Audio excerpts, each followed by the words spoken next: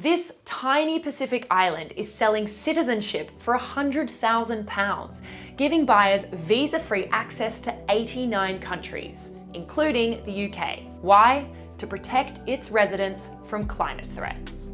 Nauru is the third smallest country in the world, Nauru, with a population of almost 12,000 people. But like many small islands in the Pacific, it's facing an existential crisis from rising sea levels and needs money to relocate 90% of the population to higher ground, away from the ocean. So it's selling citizenship, or so-called golden passports. All you need is a valid passport from another country, cash, and a clean criminal record. You don't even need to visit the country. in most cases, people who go for citizenship by investment or golden passport programs, the last place they want to go is the country where they're actually getting citizenship. So if it's not for the pristine beaches, why would you want to become a citizen of this tiny island?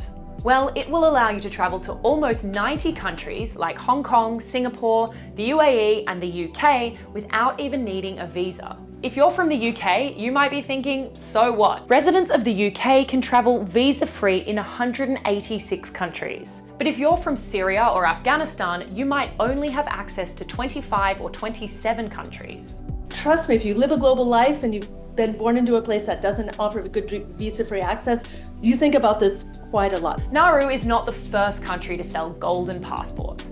Currently, they're on offer from 12 countries, including Malta, Jordan, and a handful of countries in the Caribbean. They also provide a kind of insurance policy for people with unpredictable governance. So for many years, that meant these schemes were popular for people from Russia, China, and the Middle East. Over the past 5 years or so, there's been an enormous increase in the number of US citizens looking for a Plan B, no matter what their political persuasion is. For smaller countries, the economic benefit of these kind of programs can be huge, as much as 50% of government revenue. Nauru hopes to make almost £4.5 million in the first year. A lot of money for a country with a troubled history. In the 1900s, the island was mined for phosphate, leaving 80% of it uninhabitable. And since the early 2000s, it's operated offshore detention centres for refugees trying to reach Australia, often in horrific conditions.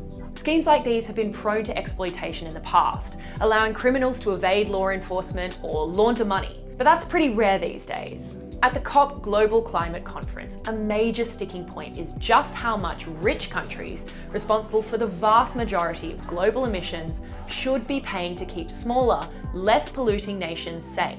And as time runs out, we might just see more nations like Nauru taking matters into their own hands.